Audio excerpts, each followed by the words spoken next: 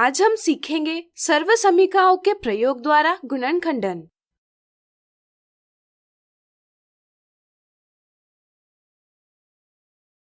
बीजीय व्यंजक एवं सर्वसमीकाओं यानी अलजेब्रिक एक्सप्रेशंस एंड आइडेंटिटीज के बारे में सीखते हुए हमने कुछ मानक सर्वसमीकाओं यानी स्टैंडर्ड आइडेंटिटीज के बारे में चर्चा की है। यहाँ मानक सर्वसमीकाओं यानी स्टैंडर्ड आइडेंटिटीज का बाह्य पक्ष दर्शाया गया है। क्या आप इनका दायां पक्ष बता पाएंगे? प्रयास कीजिए। चलिए हम बताते हैं। क्या आपको पता है इन सर्वसमीकाओं की सहायता से कुछ व्यंजकों यानी एक्सप्रेशंस के गुणनखंड भी ज्ञात कर सकते हैं। मान लीजिए हमें 4x का वर्ग धन 20x धन 25 के गुणनखंड ज्ञात करने हैं। क्या इस व्यंजक से तीनों पदों यानी टर्म्स में कोई उभयनिष्ठ गुणनखंड यानी कॉमन फैक्टर है? सोचिए। नहीं, इन तीनों पदों में कोई भी उभयनिष्ठ गुणनखंड नहीं है। जरा सोचिए, क्या हम इनमें से किसी एक मानक सर्वसमीका का प्रयोग करके इस व्यंजक का गुणनखंडन कर सकते हैं? चलिए हम बताते हैं। इस व्यंजक में 3 पद है। यहाँ तीसरी सर्वसमीका के दाएं पक्ष में 2 पद है, इसलिए हम इसका प्रयोग नहीं कर सकते। पहली और दूसरी सर्वसमीका में से प्रत्येक के दाएं पक्ष में 3 पद है। चलिए जानते हैं कि इनमें से कौन सी सर्वसमीका का प्रयोग किया जा सकता है। हम 4x के वर्ग को कोष्ठक में 2x कोष्ठक का वर्ग लिख सकते हैं तथा 25 को 5 का वर्ग लिख सकते हैं। इस तरह से हम देखते हैं कि इस व्यंजक में पहला पद और तीसरा पद पूर्ण वर्ग है। इसी के साथ हम यह भी देखते हैं कि बीच वाले पद का चिन्ह धनात्मक है। क्या आप बता सकते हैं कि यह व्यंजक इनमें से कौन से सर्वसमीका के दाएं पक्ष से मेल खाता है? सोचिए। बिल्कुल सही।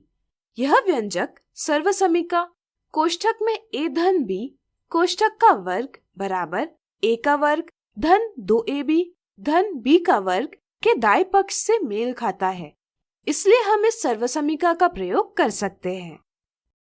यदि हम a बराबर 2x और b बराबर 5 माने तो a का वर्ग धन 2ab धन b का वर्ग बराबर कोष्ठक में 2x कोष्ठक का वर्ग धन 2 गुना 2x गुना 5 धन 5 का वर्ग यानी कि 4x का वर्ग धन 20x धन 25 है, जो कि दिए व्यंजक के समान है।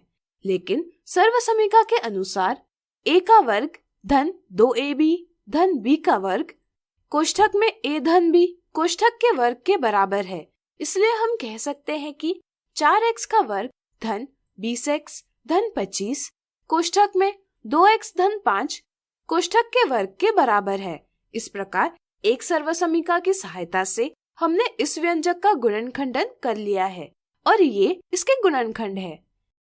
इसी तरह किसी व्यंजक का गुणनखंडन करने के लिए पहले हम यह ज्ञात करते हैं कि वह कौन सी सर्वसमीका के दाएं पक्ष से मेल खाता है।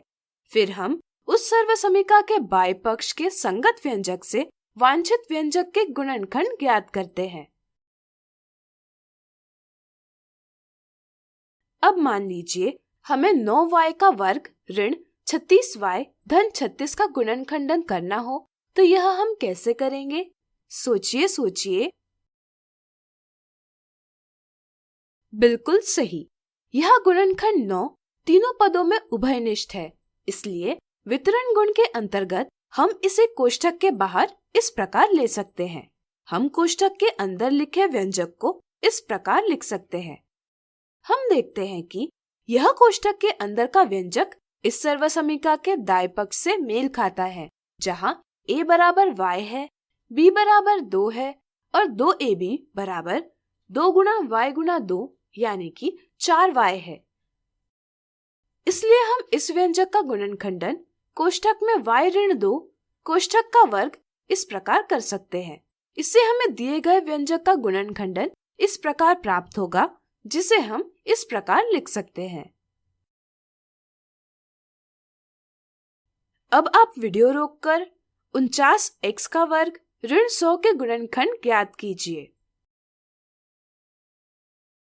चलिए हम बताते हैं। हम 49x के वर्ग को कोष्ठक में 7x कोष्ठक का वर्ग और 100 को 10 का वर्ग लिख सकते हैं। इस तरह से इस व्यंजक के दोनों पद पूर्ण वर्ग है। यह कोष्ठक में a धन b गुणा कोष्ठक में a ऋण b बराबर a का वर्ग ऋण b का वर्ग इस सर्वसमीका के दाएं पक्ष से मेल खाता है, जहां a बराबर 7x और b बराबर 10 है।